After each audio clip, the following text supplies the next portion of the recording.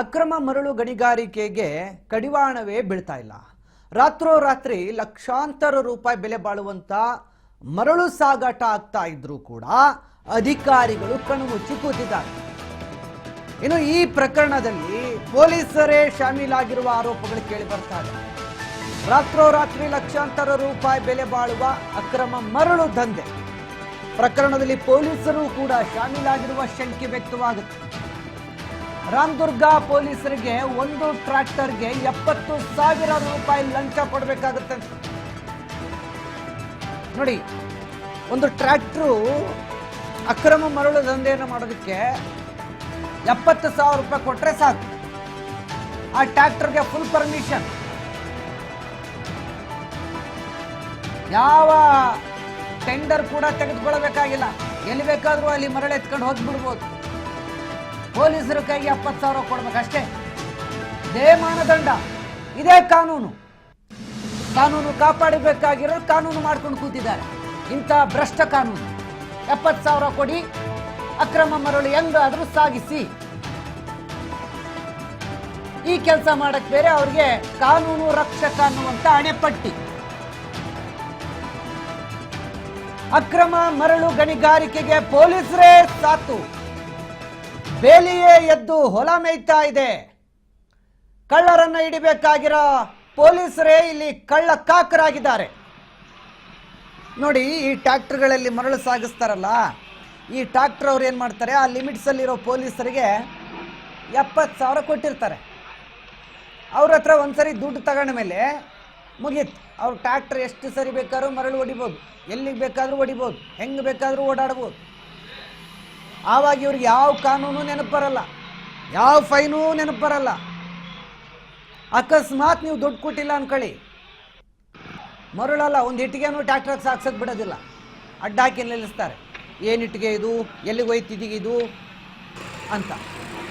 ಒಂದು ಇಟ್ಟಿಗೆ ಮೇಲೂ ಇವರಿಗೆ ಕಾನೂನು ನೆನಪಾಗುತ್ತಾಗ ಈಗ ಈ ಥರ ರಾಜಾರೋಷವಾಗಿ ರಾತ್ರೋರಾತ್ರಿ ಕಂಡಾಬಟ್ಟೆ ಮರಳು ಸಾಗಾಟ ಮಾಡಿದ್ರು ಹೇಳೋರಿಲ್ಲ ಕೇಳೋರಿಲ್ಲ. ಇದು ಬೆಳಗಾವಿಯ ರಾಮದುರ್ಗದಲ್ಲಿ ನಡೀತಾ ಇರುವಂಥ ಅಕ್ರಮ ಮರಳು ದಂಧೆ. ಪೊಲೀಸರೇ ಇದಕ್ಕೆಲ್ಲ ರಕ್ಷಕರು. ಆ ರಕ್ಷಕರು ಈ ರೀತಿಯ ಭಕ್ಷಕರಾಗಿದ್ದಾರೆ. ಮತ್ತೆ ಹೆಸರು ಬೇರೆ, ಜನಸ್ನೇಹಿ ಪೊಲೀಸ್ ಠಾಣೆ ರಾಮದುರ್ಗ ಅಂತ. ನೋಡ್ಬೇಕು ನೀವು ಬೋರ್ಡ್ ಒಂದ್ಸರಿ. ಈಗ ನೋಡಿ, ಜನಸ್ನೇಹಿ ಪೊಲೀಸ್ ಠಾಣೆ ರಾಮದುರ್ಗ ತೆಗೆದುಬಿಡಿ. ಆ ಬೋರ್ಡು ತೆಗೆದುಬಿಟ್ಟು ಅಕ್ರಮ ಸ್ನೇಹಿ ಪೊಲೀಸ್ ಠಾಣೆ ಅಂತ ಹಾಕೊಂಬಿಡಿ, ಸರಿ ಹೋಗುತ್ತೆ.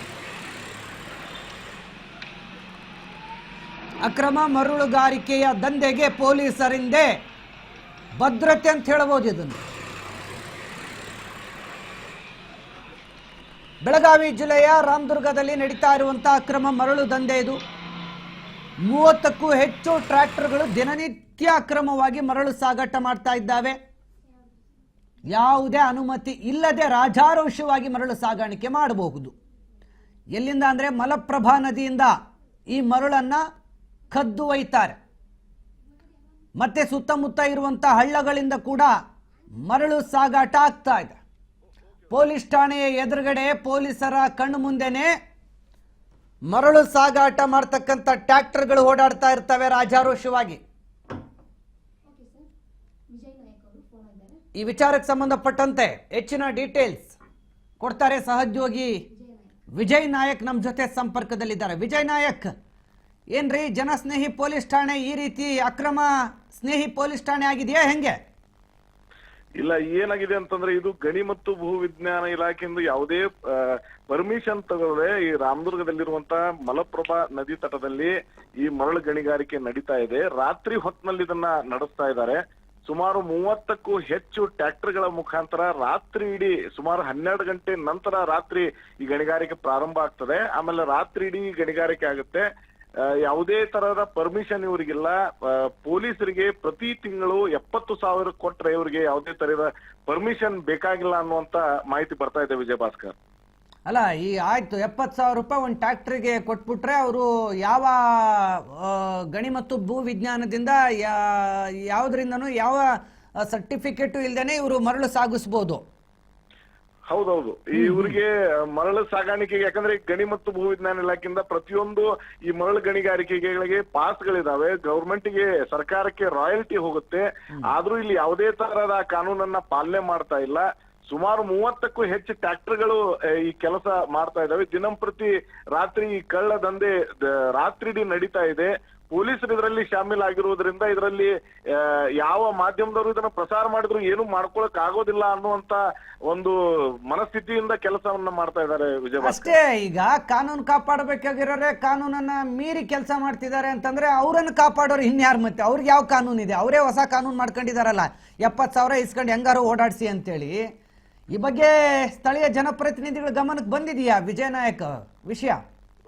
ಇಲ್ಲ, ಇದು ರಾತ್ರಿ ನಡೀತಾ ಇರುವಂತ ಕಾರಣಕ್ಕೆ ಜನಪ್ರತಿನಿಧಿಗಳ ಗಮನಕ್ಕೆ ಈ ವಿಷಯ ಬಂದಂಗಿಲ್ಲ. ಆದ್ರೆ ಮಾಧ್ಯಮದಲ್ಲಿ ಪ್ರಸಾರ ಆದ ನಂತರ ಇದ್ರ ಬಗ್ಗೆ ಏನಾದ್ರೂ ಜನಪ್ರತಿನಿಧಿಗಳು ಈ ಒಂದು ಸುದ್ದಿಗಳನ್ನ ನೋಡಿ ಇನ್ನಾದ್ರೂ ಕ್ರಮ ಕೈಗೊಳ್ತಾರೆ, ಕಾದ್ ನೋಡ್ಬೇಕಾಗಿದೆ. ಸಾರ್ವಜನಿಕರು ಯಾರಾದ್ರೂ ದೂರು ದಾಖಲು ಮಾಡುವಂತ ಕೆಲಸ ಮಾಡಿದಾರಾ ಜಿಲ್ಲಾಧಿಕಾರಿಗಳಿಗೆ? ಈ ಸಾಕಷ್ಟು ದೂರುಗಳು ದಾಖಲಾಗಿದ್ರು ಇದ್ರ ಬಗ್ಗೆ ಕ್ರಮ ಕೈಗೊಳ್ಳಬೇಕಾಗಿದ್ದು ಗಣಿ ಮತ್ತು ಭೂ ವಿಜ್ಞಾನ ಇಲಾಖೆದವರು.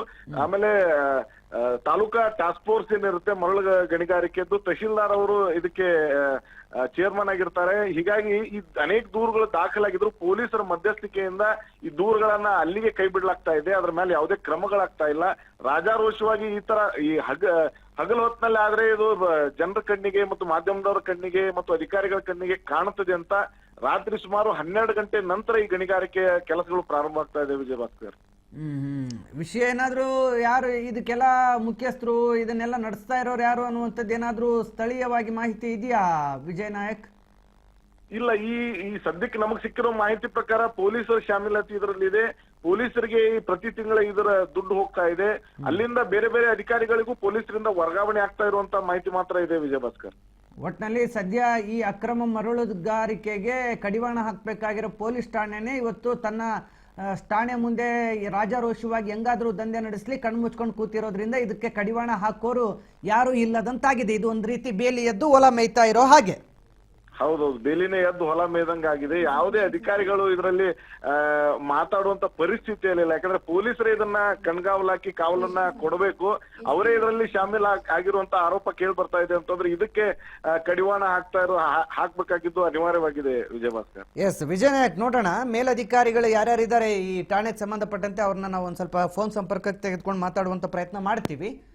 ಇನ್ನಾದ್ರೂ ಎಚ್ಚೆತ್ಕೊಳ್ತಾರೆ ನೋಡೋಣ. ಥ್ಯಾಂಕ್ ಯು ವಿಜಯ್ ನಾಯಕ್ ತಮ್ಮೆಲ್ಲ ಮಾಹಿತಿಗಾಗಿ.